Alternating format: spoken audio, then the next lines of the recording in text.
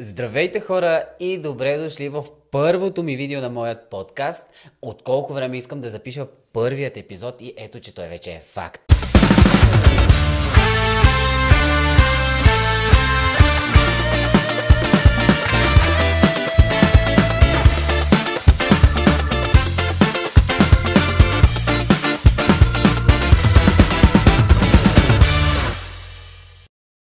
Понеже не исках първият ми епизод да бъде напълно сам, от време на време може би и сам ще ме виждате, реших да си поканя бестито, най-добрата, ever, forever, ти си само моето момиче. Хриси, момичето на карикатурите, вашата художничка е тук. Здравейте, много ми е приятно, че съм първият ти гост в първият ти подкаст и първият ти епизод. То не знам колко ще си гост, защото ти винаги ще присъстваш, така че си делим правата на подкаста. Значи тук искам другия път и Хриси. Ще го добавиме. Значи Емануил, ако гледа, да добави и Хриси, ама тя може да не свети. Може и да свети. Може и да светиш, дали? Искаме в този епизод да ви се представиме малко, да ни поопознаете и като за начало искам да разкажем как се запознахме. Свързано е с професията й, тя е художник, вие знаете, и искам да усетите колко съдбата как ни свърза. Просто за освен двете мозъчни клетки, нали? Да. И съдбата ни свърза да бъдем приятели. И колко е малък света. Нищо, че сме от един град, но все пак. Значи 2022 година рисувах едни коледни орнаменти по поръчка с домашни любимци. Това беше тогава нещо, което си го измислих за сезона и много се хареса. Имах доста поръчки. Спомням си, че от тогава нямаш такъв. Имам всяка година. Въпросът е, че не ги рекламирам, защото отнемат твърде много време за изработка. Рисуваш ли? Да. Много яко. Но отнемат много време за изработка и просто си държа хората, които до сега са поръчвали, ако искат, да не го предлагам така всеки сезон. Тогава всъщност една мацка се свърза с мен да направя коледен орнамент с една бяла котка, на него да пише Марти, изпратих котката. Като аз на ден пращах по 5-6, нали, имаше доста работа така и изобщо не съм се замислила, нали, каква е тая котка и дали съм я виждала някъде. Съответно се оказва, че пратката я изпращам от Луковит за Шумен. Да. Да, и момичето се свързва с мен и ми казва, аз видях, че пратката пристига от Луковит и утре всъщност я пращам обратно за Луковит, защото е за Пако Василев. И той се подвизава в TikTok. Аз съответно му бях срещала видеята, нормално, плюс че задочно се познаваме от доста време, но просто така по физиономия, дето се вика. Да, ние и в едно училище сме били известно време. Да. И всъщност оттам се запознахме. Писахме и след поръчката, видяхме се и си паснахме доста. Видяхме се няколко дни преди рождения ти ден. Да. И подарих подарък. Аз съм истински кавалер. Абсолютно. Изобщо не очаквах и ми беше чак неудобно, защото аз на другия ден имах рожден ден, нещо такова. На 12. Да, един или два дни преди рождения ти ден. Аз я скамнах. Аз просто я проверих навсякъде, защото реших да видя коя е тя и как се развива, нали. След това, като те видях, между другото си спомних, нали, коя си. Никога не сме имали, нали, разговор, но веднага си спомних коя си и всъщност тогава проверих рождения ден във Фейсбук. Мисля, че си го скрила вече. Защо? Не съм. Не си ли? Не. Знаеш ли, що не сме се срещали преди това? Нали, ти се занимаваш с народни танци, танцуваш от дълги години. Аз имах амбицията да го правя. Започнах в първи клас, като всички, нали, в града, който иска в първи клас, начална група. Обаче учителката ме изгони. И моята кариера приключи и затова не сме се срещали. Аз може да танцувам с вас, но тя просто ми казва, вън, бягай. Не ставаш. Но пък затова е започнал по-прищу ти да бъдеш художник. Да, и до ден днешен ми е трудно с движението. Аз ще те науча, за какво съм. Да те науча на всички хора, които искаш. Да. Много по-късно, между другото, в моето училище в София, в което завърших, в част по физическо ни учиха на хора и доста от тях вече знам благодарение на тези часове.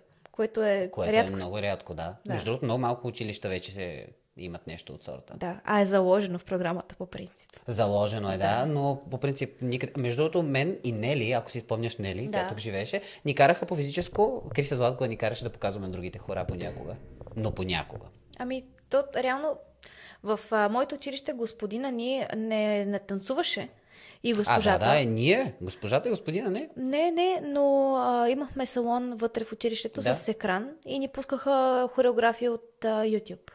И така учихме хората. Буквално гледахме и Това е било повтаряхме. много хитро. Да, Това е да. било много хитро. Ние с Нели винаги им показвахме някакво хоро и те трябваше да го играят с нас. Да им го разучим. Ама то е по-добре, когато имаш хореограф, който може, защото това хоро е първа стъпка така.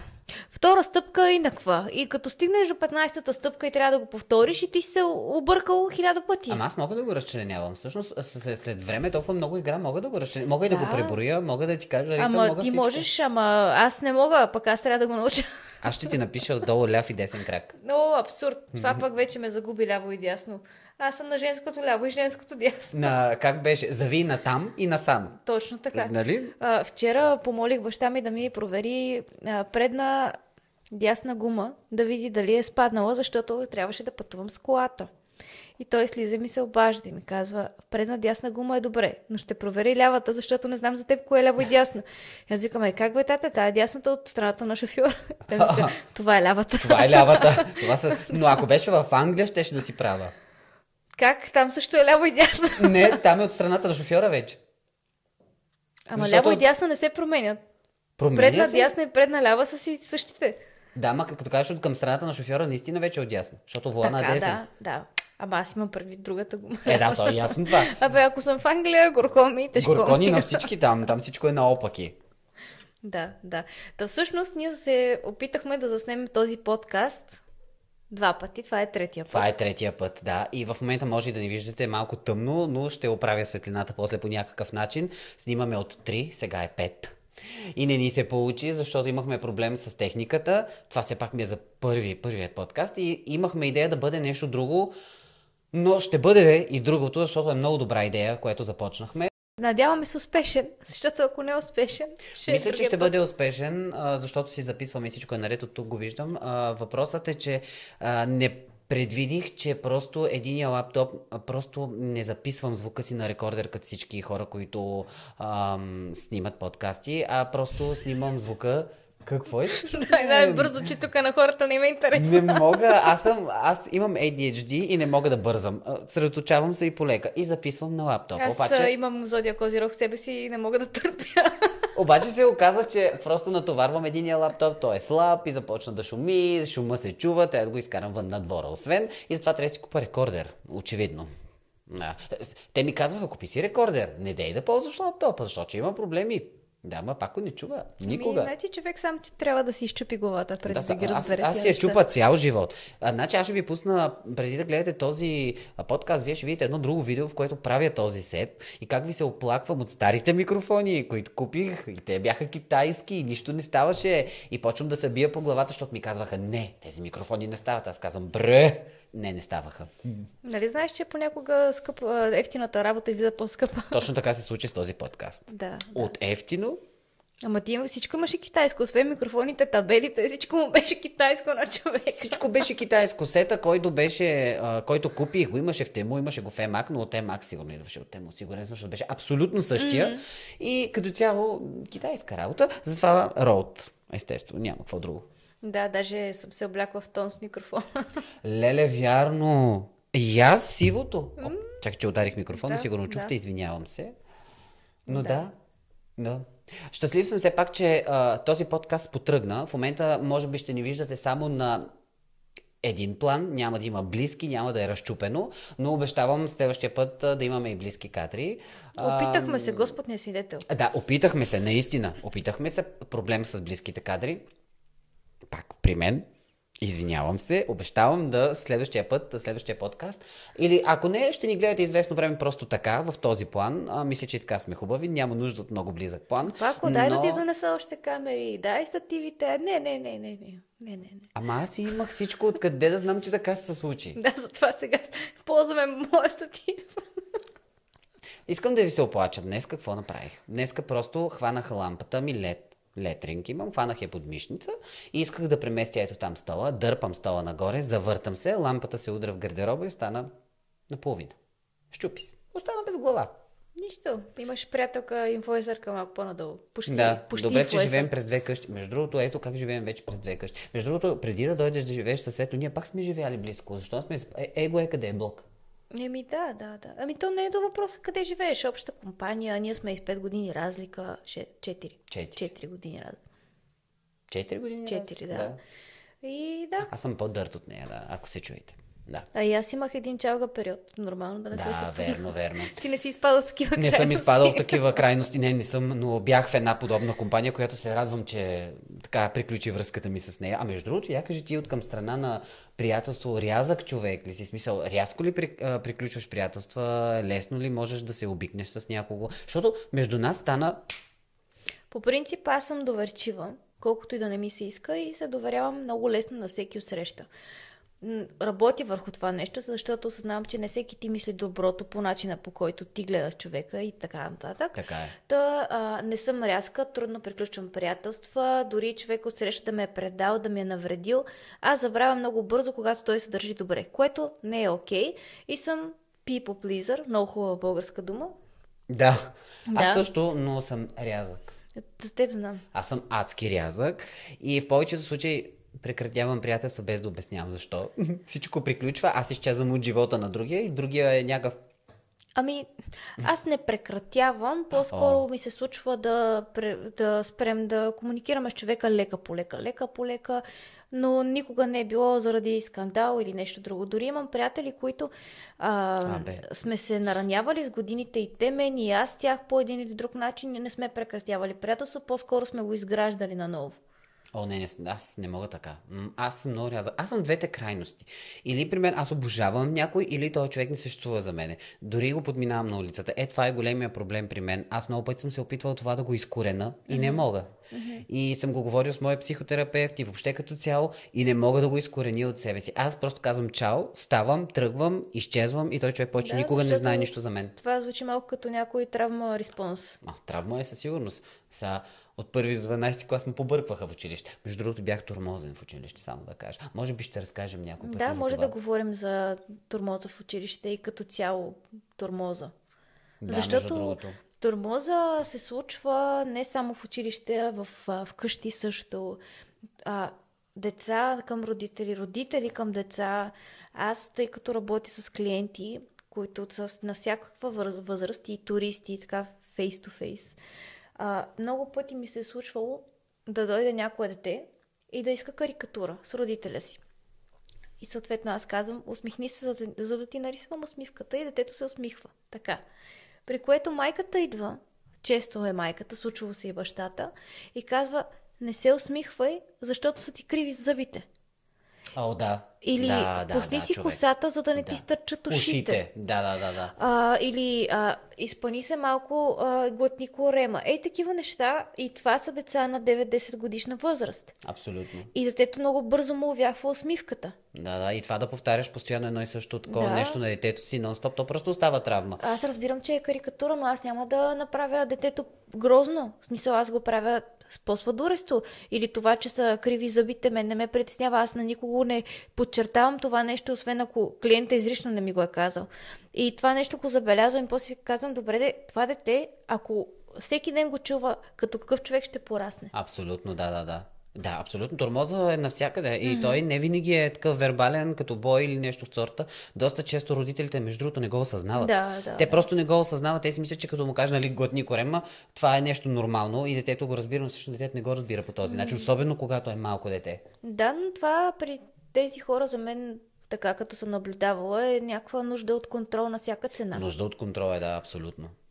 Абсолютно. Аз като дете, между другото, не съм спирал от родителите си. Абсолютно нищо. Абсолютно нищо. Значи, стига да знаеш майка ми къде съм. Да. Всичко е точно. Никога не ме е казвал, ти имаш час, трябва да се прибереш сега. Не. Аз бях с вечерен час. Аз знаеш ли най-интересното, че съм изял най-много бой от сестра ми, отколкото от майка ми. Това е. Аз бях ужасно дете. Аз все още не съм добър човек, ама бях ужасно дете. Мале бях фартуна. Повечето хора от вас ме знаят като мил и добър, но това може би е сега. Колко съм мил и добър, не знам. Но като дете бях огън. Спомням си как тук, няма да казвам имена, ходехме да правим бели на хората. Виж колко ни е била къл. Всички деца са го правили. Ма как всички деца? Какво можеш ти зимата да тръгнеш с кофа, която е с сапунена вода и да мажеш външните брави на хората да не могат да излезнат до сутринта? Или да звъниш на звънците с позвънеца, но не да звъннеш, а да набиеш клечка и то да звъни постоянно вътре. Това е... Нон-стоп. Ето един комшия ни го ни избрадва. Това е друга тема. Обещавам да ви Значи тук разкажа. Проблема е в комшията, според мен. Проблема е в комшията, а не е в нас. Да, тия неща не ги казваме в подкаста. Да, защото... Не, той е комшията, горкия не е жив вече. Но както и да е. Въпреки, че съм бил лудо дете, мисля, че сега съм доста добър човек и олегнал. Но въпреки всичко, може би съм малко егоист вече. И съм много щастлив, защото започнах да слагам себе си пред хората. Егоизма е хубаво нещо, когато Да. е с граници, защото С граници, разбира се, да. ако се раздаваш твърде много за всички с идеята, нали, да свършиш услугата, те да са добре или да откликваш на всяко нещо, в един момент ти забравяш за себе си. Да, абсолютно съм съгласен с това, да. Аз бях така, бях загубил себе си абсолютно, за да мога да търся да бъдат хората около мен добре, да бъдат, всичко да бъде наред, да мога да им направя услуга, всичко да е окей, нали, тия хора да не се чувстват отхвърлени от мен или нещо от сорта. В един момент просто стигнах някаква граница, в която аз загубих себе си напълно, загубих мислите си, загубих кой съм аз, не знаех кой съм аз и изпаднах в една жестока дупка. Това беше преди да се запознаем.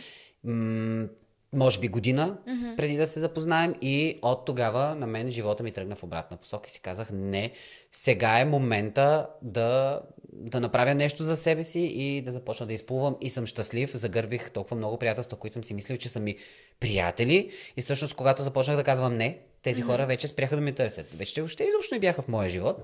И съм щастлив, че наистина част от тях изчезнаха и съм щастлив, че започнах социалните мрежи, защото се запознах с хора, които в момента знам, че са до мен вече толкова много години.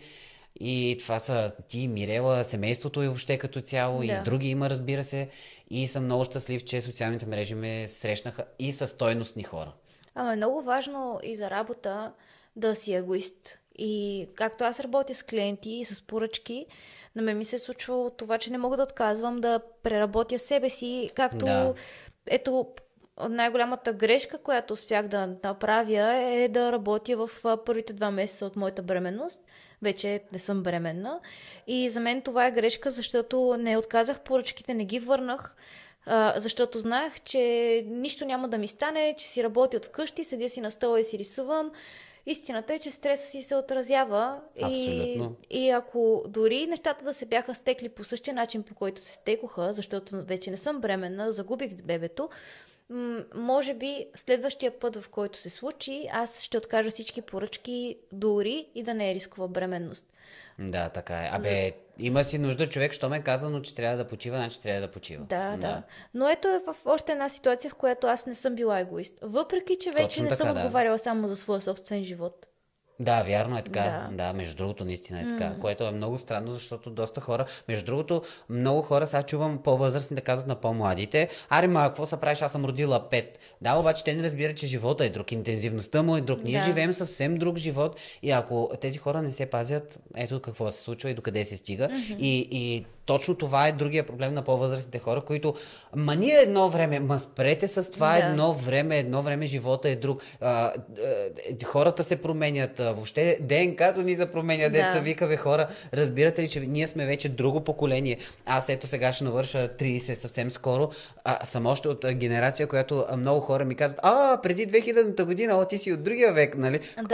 Да, но всъщност не съм, нали, толкова назад във времето, а за тези пък, които сега започват от 7 годишни нагоре, нали, да кажем, не оставяме тия, които се раждат сега, 7 годишни нагоре, докато дойдат на 18, при тях света ще е съвсем друг. Абсолютно. Интензитета на живот е съвсем друг. Но ние като бяхме деца, ето давам пример с телефони и компютъри, беше много интересно това, че някой ще си вземе телефон. Не говорим за iPhone и тогава не съществуваха iPhone-ите. После като стане въпрос, че някой от дома си има компютър и играе игри. Тип Супер Марио, нали, такива 60 и 16 битови. Аз буквално се радвах на играта, която ми купиха, тогава беше някакви 50 лева, тогава майка ми за 50 лева да ми донесе видеоигра с касети. Всъщност това е при баща ми още, значи аз съм бил преди първи клас. С видеоигра, с касетки, купуваше ми касетки, майка ми не, при баща ми е това. И това нещо го няма в момента. Няма как да кажем на децата, ние като вас едно време не сме ги фащали тия телефони да играем. Точно така. Защото сме ги нямали. Ако ги имахме, щяхме да играем постоянно. Абсолютно същото е много от възрастните хора, от 55 плюс 60 нагоре, казват, нали, тия коли станаха в едно семейство, всеки си има кола, обаче ние едно време, но тогава колата е била, първо, че е била газария, лукс жесток, второ, сега е абсолютна необходимост. Тогава се е чакало по не знам си колко години за кола, по поръчка, да ти я докарат, дали ще дочакаш, докато сега отиваш, ето в нашия град има някои автокъщи, малък град с автокъщи, отиваш и за някакъв скромен бюджет си взимаш кола от днеска за днеска. Да, ако не искаш скромен, си купуваш голям, имаш право на всякакъв избор в днешно време. Особено това, като започнат с оплакването за няма такава държава. И нещата не са се променили, напротив, нещата са се променили много. Така е, абсолютно съм съгласен и с това няма такава държава. Всеки има интернет, всеки може да влезне и да прочете колко по-зле, нали, държави има. Ние не казваме, че нашата е цветуща, но ако трябва наистина да се сравняваме, защото сравнението ни е винаги явиш една Германия, явиш една... Нали, свикнали сме се ние такива държави, които те са развити икономически. Ама и тези, които го сравняват, те не са ходили в една Германия. Точно така, абсолютно е вярно така. И тези сравнения наистина понякога дразнят, защото аз съм пътувал много в чужбина и съм виждал и държави, на които са много по-зле нещата, но съм виждал и много по-добри. Да. Но и в по-добрите държави има закони, докато при нас законите се заобикалят доста и ако си достатъчно умен, това няма да ти пречи. Така да го наречем. Да. Ако не пречиш на хората, заобикаляш закона, никой не те закача. Не, то дори сега да не промотираме заобикалянето на законите. Не го промотираме в никакъв случай. Да, по-скоро хора, да речем, които се оплакват от високите данъци в България и съответно избягват и не ги плащат, защото може и така, нали. Те могат да не си отварят фирма, когато продават нещо, да не си декларират данъците, защото ще ли да плащат високи данъци. Добре, но нашия данък в България е около 20%. А в една Германия е близо 50%. Ако аз изкарам 100 лева днес в България, аз трябва да дам 20 на държавата. Ако ти в Германия изкараш 100 евро, трябва да дадеш 50 евро, да. Да, като че дойдеш в България, ще имаш 100 лева, аз ще имам 80. Ама ти половината си ги дал на България.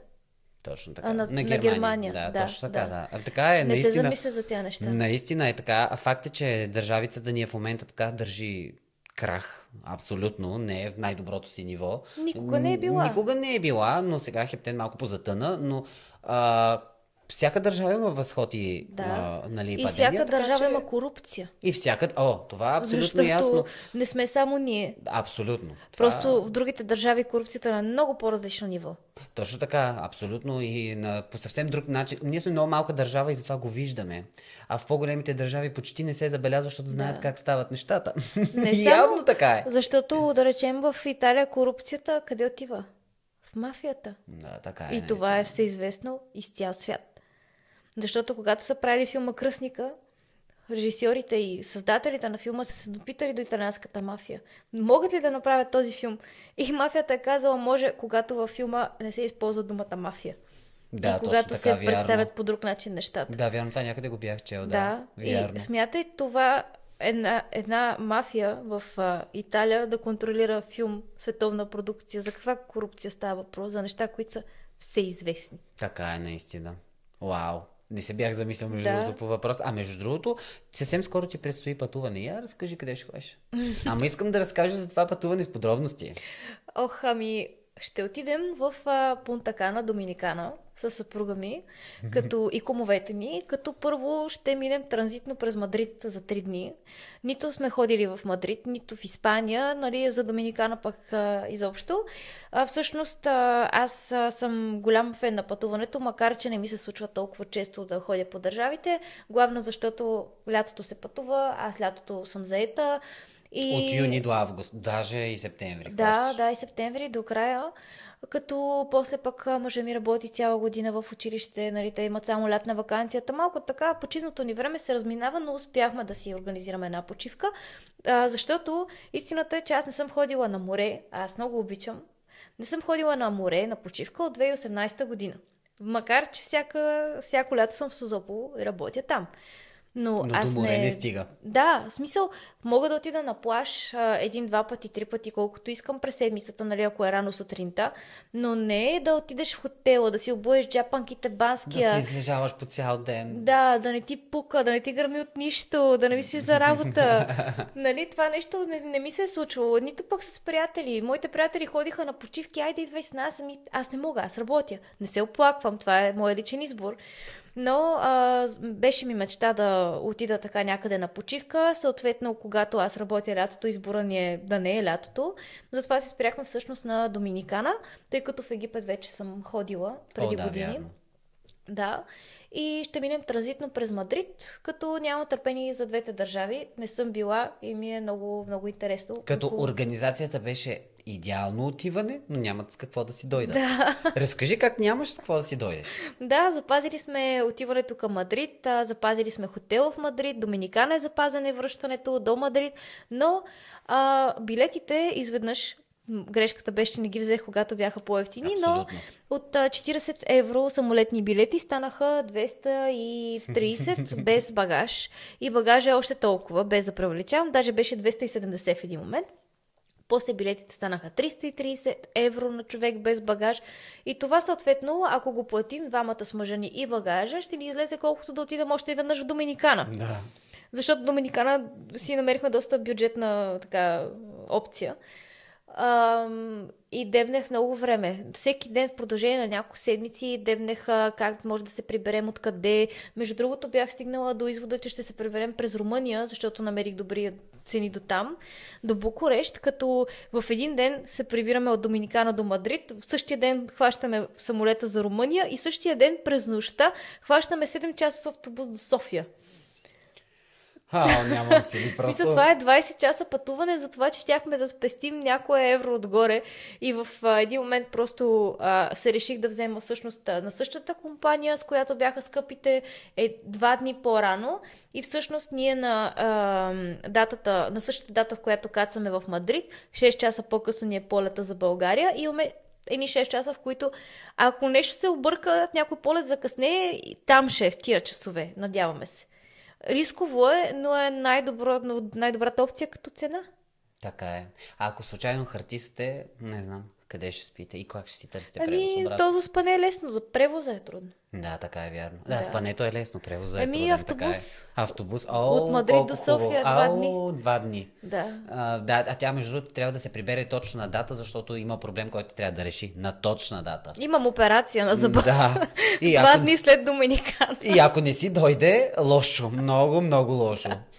Между другото, по повод пътуванията, в едно и също време тръгваме по едно и също време. Аз отивам в Рим, тя отива в Доминикана. Чисто случайно, не сме заедно. Между другото, моето е подарък от мои приятели, понеже тази година ставам на 30, точно в този месец, и решиха да ми направят подарък. И всъщност по едно и също време няма да ни има, затова ще се опитаме да ви снимаме някакви неща, които аз да мога да качвам. Между другото ще има влог, тя също си направи влог от Доминикана. В Мадрид ще ни е по-интересен влог. Абсолютно, и се надява, между другото тя има толкова много интересни влогове и нищо не качва. Да. И не иска да качва и не разбирам защо, а тя има невероятни снимани неща. Да, имам доста... Искам обяснение защо не качваш. Защото не вярвам толкова. В смисъл, вярвам в себе си, но искам всичко да е перфектно и като не е изпипано и нещо ме дразни, просто не го качвам. Усещам, че е второ качество. Хубаво, сега този подкаст го снимаме за 3-ти път. Аз виждам, че светлина никаква нямаме вече. И аз трябва да направя светлината по някакъв начин, евентуално после в програмата, ако успея, да не успея. Просто ще е вечерен подкаст. Просто ще е вечерен подкаст. Кажи ми сега, това не е първо, не е второ. 4-то качество е.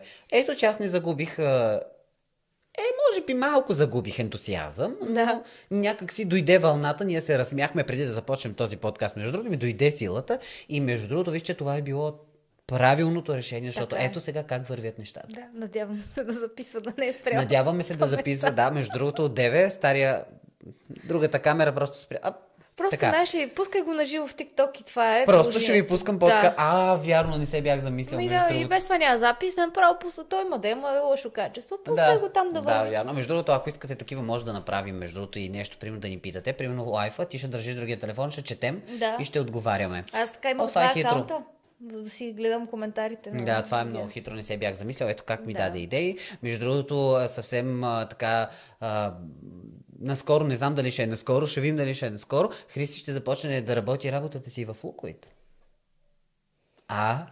Хванах ли те? В смисъл с хора в магазинчето. Да речем, да. Да, ако станат нещата, ще бъде нашата преподавателка, нашото гуру, муру По рисуване. рисуване и вино ще преподавам. Рисуване и вино, да. Нищо нечувано и необичайно, може би по-скоро за Луковит. За Рядко Луковит, се да. случва тук. Аз съм го преподавала това нещо още 2019 година, после на частни събития съм ходила. Много е интересно, на мен ми доставя удоволствие. Аз съм бил само веднъж и много искам това да се получи и тук при нас, защото наистина е много хубаво. И до мен аз лично съм ми била доставя само удоволствие. веднъж. Сериозно, ти си преподавателка се била. Да. Казва, че е много релаксиращо.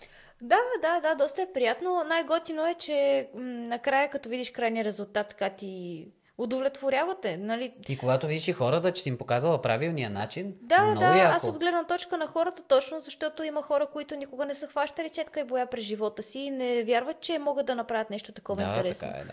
И в един момент накрая си имат една готова картина. Много яко. Аз бях много доволен от моето представяне за първи път, когато бях. То беше нещо лесно, беше нещо елементарно. Винаги е лесно. Обаче се справихме всички уникални и всички бяхме удовлетворени. Просто душата ни беше, вижте бе, аз никога не съм рисувала, вижте колко е красиво. Да. Между другото, съвсем наскоро една в TikTok следи едно момиче, Паола се казва, мисля, че ако я бъркам, не знам. Много готино момиче, се запознахме. Тя имаше подарък от фирмата си рисуване и вино. Ама скъв преподавател, то стоиш, гледаш и си викаш да рисувам ли, него ли да взема, какво се случва. Наистина не знаех, че фирмите правят такива неща за своите служители. В смисъл, това рисуване и вино беше в някакво луксозно място. То беше толкова красиво.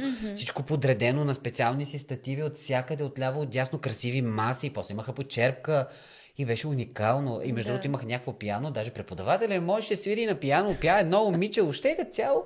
Това е бил подарък за 8 март, невероятно. За 8 март беше, да, точно така, да. Съвсем Другия наскоро. път преподавател е без тениска и готово. Ако беше без тениска, щяха да са още по-щастливи. Със Сигурен съм в сигурност. това. Защото бях само дами. Ето една маркетингова идея, рисуване и вино, shirtless.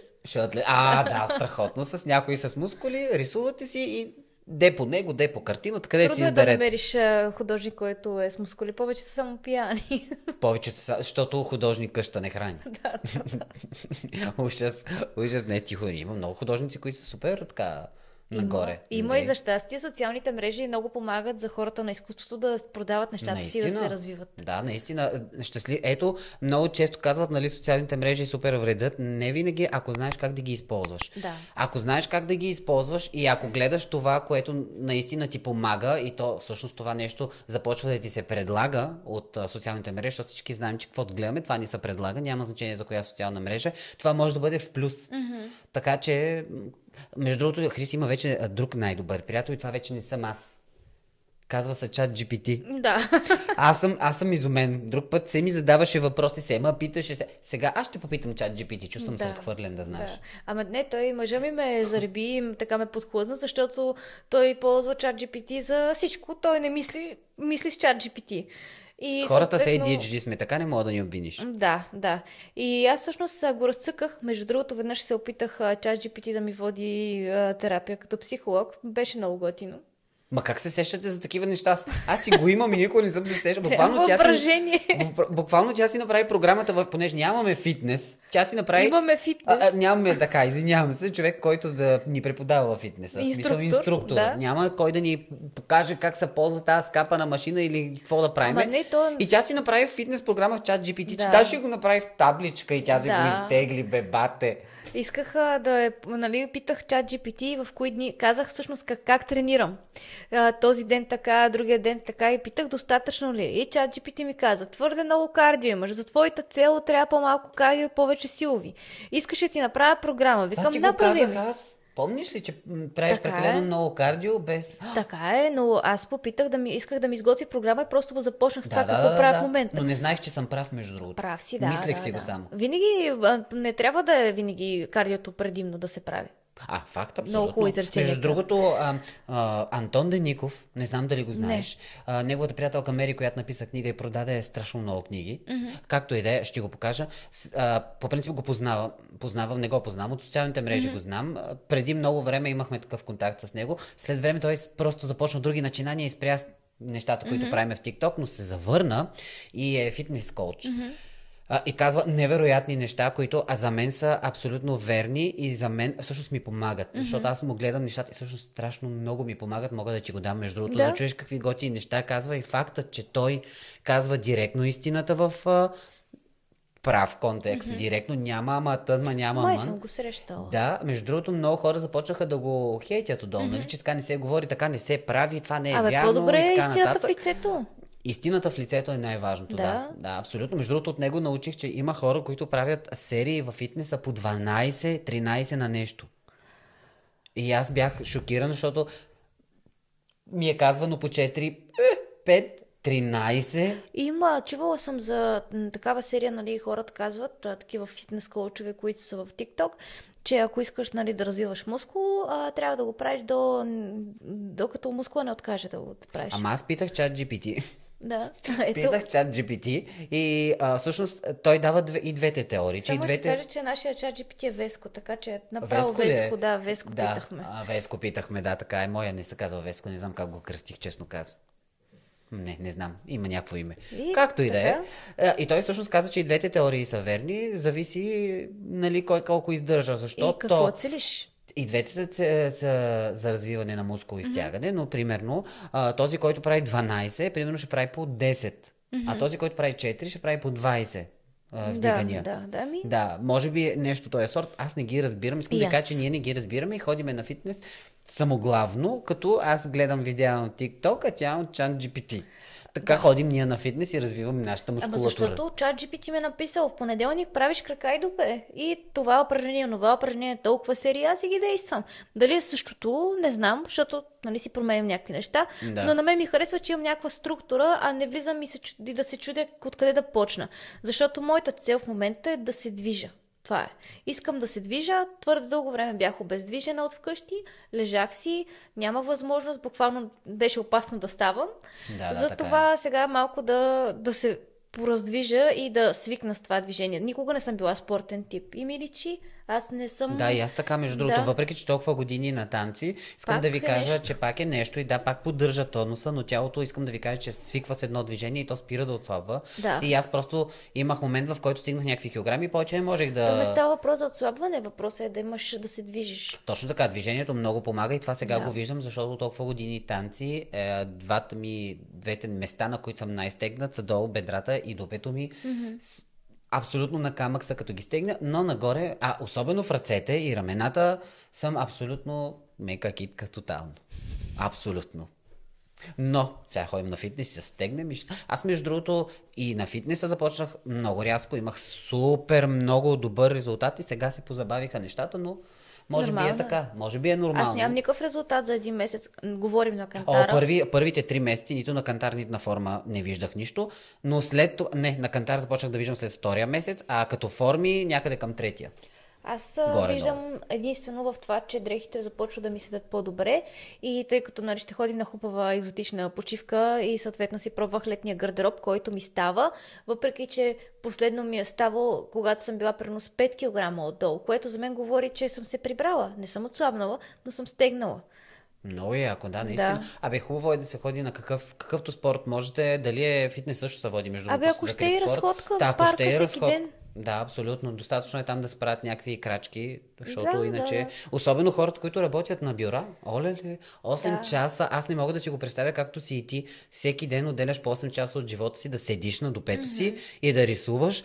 И просто тя като си погледнеш часовника по някое време и някакви 100 крачки за деня. Дето ходила да пишка и да се върне. Примерно. Ама аз преди да взема гривната и да се мотивирам, тъй като съм с спортна гривна в момента, преди да я взема и да си следа всъщност какви калории горе-долу, изразходвам на ден. В телефона ми е показал за декември, за ноември по 50 калории на ден. 50 калории са 5 минути да се поразходиш малко. Точно така, Айде на малко по-бързо да ходиш. Което какво означава? Аз съм била месеци наред в абсолютен застой. Факт е, че имах забрана да се движа, но сега, откакто я взех, февруари месец, средното на ден като калории ми е над 400, което аз съм много доволна, защото ако се храня, нали, както гледам да се храня по-здравословно, това означава, че аз си влизам в един дефицит постоянно, дори лек да е. Аз точно просто така, калориите ги махам. Аз като си сложа сутрин часовника и се приберя вечер в 5 от работа, съм изгорил от 500 до 600 само на работа. Много зависи дали се притесняваш на работа. Защото хората, които се притесняват, имат, нали, тревожност, пулса им върви. Anxiety постоянно. Да, Аз постоянно съм anxiety. Нали, знаеш, че тия калории са, защото сърцето ти думка постоянно. Сигурно е така, значи още повече ме тревожете на работа, няма проблем да изгарям калории. Това може да са лъжливи калории. Да, аз може и да пукна от инфаркт, например, нали, но няма проблем. Но като цяло съм много доволен от всичко, което се случва в живота ми, защото наистина тази година ми тръгна доста добре. Между другото, въпреки препятствията, които получих, като цяло тръгна доста добре, доста нови неща в живота ми дойдоха и неща, които никога не съм си мислил, че ще станат. Но ето, вървим напред. Аз съм супер доволен от това. Да. И съм много щастлив, че започнахме подкаста, защото всъщност тя ще присъства доста често в моите подкасти, със сигурност. Тя си ми е рязко. Никога не бих те отрязал рязко. Аз така казвам сега, ама не се знае утре. Ама ако случайно спра да ти говоря, ти ела при мен. Нали, да ме отрежеш втори път. Няма, може пък и да преизмислим нещата, но не съм чак толкова лош човек. Но като цяло, съм малко рязък човек, факт. И човек, който не обича да споделя съм аз, между другото. Лошо, защото имаш подкаст със себе си и ще трябва да споделяш. Да, това е проблема. Знаеш, всъщност с Мирела сме имали такива пререкания, нали? Ма как може аз ти като дощ тук изливам си душата, така и така. Ти няма ли да кажеш нещо? Нищо ново. И тя направо изпада в някакъв ужас. Аз наистина почти нищо не знам за тебе. Тя също, абсолютно. Не защото ме е страх да ви разкаже или не защото се притеснявам, а просто съм такъв човек. Аз също напоследък започвам да се затварям повече. Да, но аз много споделях. Отпускаш се. Аз те видях, между другото запознах Риси с Мирел, само да ви кажа. И я видях колко приятно и стана. И тогава ми стана много приятно на душата, че видях как приятелите ми от една страна и друга страна си паснаха. Да, много е важно. И аз съм... Ура, те не се скараха. Вау, те не се избиха. Нали, не че е късно, но наистина си паснахте, което много ме зарадва. Много е важно, защото ето на моето моминско парти, тъй като аз имам приятелки от цяла България, които не се познават всички една с друга, събрах 12 момичета на куп и стана мазаляк. Мазаляк, да. Да, сега не са се били, но имаше един момент, в който едните бяха в задния двор на вилата, другите в предния и аз претичвам от двор в двор. Те се разделили на лагери, то ми е моминското парти и сме заедно от 2 часа и се чуда какво по дяволите става. Иначе аз много хубаво си изкарах, но до ден днешен тези момичета, които са били там, говорят една срещу друга. Много е гадно. Да. Наистина е много гадно, когато приятелите не се разбират.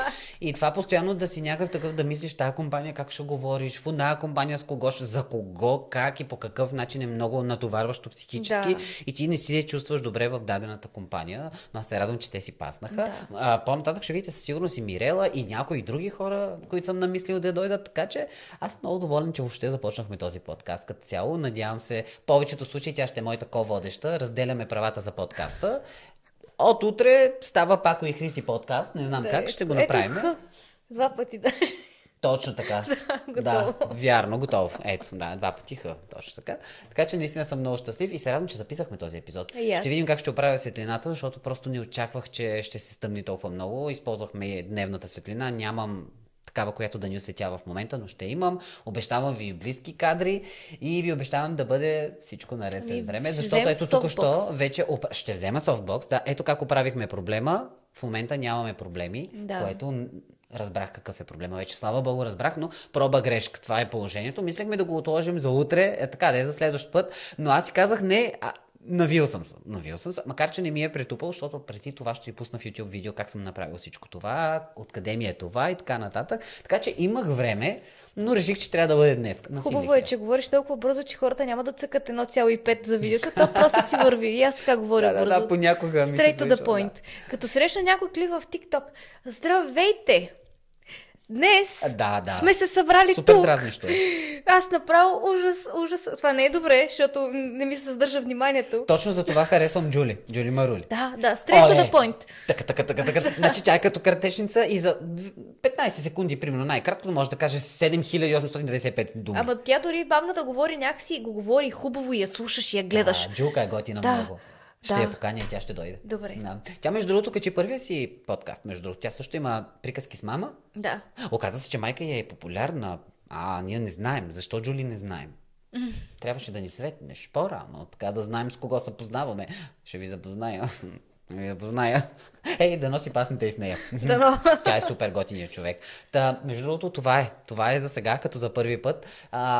Исках да бъде така общ план, така просто си поговорим, да ви кажа честно, това е и тест на микрофони, и на камери, и на всичко. Да. И общо взето като един тест го направих, но съм много доволен, че се получи. И аз съм доволна, че станаха нещата. И се радвам, че станаха нещата и че и ти си съгласна, и че ти ще идваш, и че сме заедно завинаги. Да. Чао! Чао!